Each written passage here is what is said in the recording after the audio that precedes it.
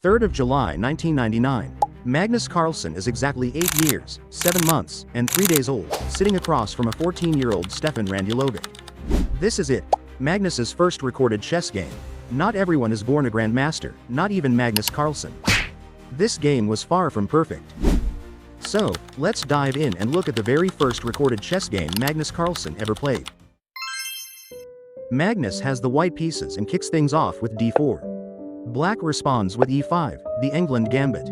Oh, and by the way, if you want to learn how to punish this gambit properly, check out my other video. Links in the description.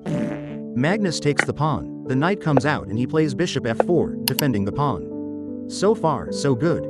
But then comes f6, and Magnus grabs the pawn. And here, we see the first big blunder.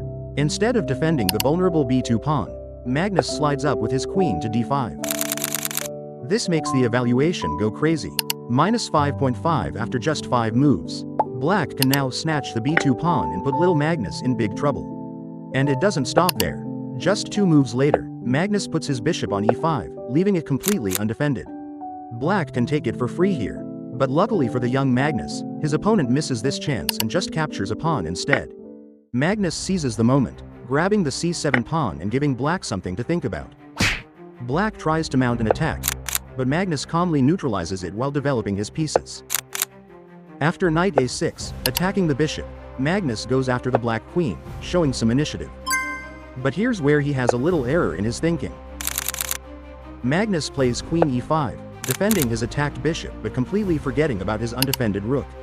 Black captures it, and then Magnus loses his bishop too. Things are looking rough now for Lil Magnus. Lil Bro is now down 8 points in material. And then, Magnus decides to trade queens. Why Magnus? Why? Trading queens here makes no sense when you're already down 8 points in material.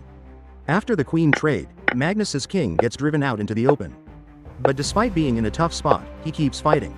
He picks off an undefended pawn, then a rook, and suddenly he's only down 3 points in material. Maybe there is still some hope for little Magnus. Whatever. Afterwards, both of them try to get the best out of their position.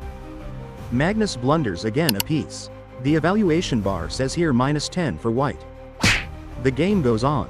Magnus blunders again, being forked by the knight, and by the end, he gets checkmated. That was Magnus Carlsen first ever recorded game as a child. Don't forget to like and subscribe for more chess content.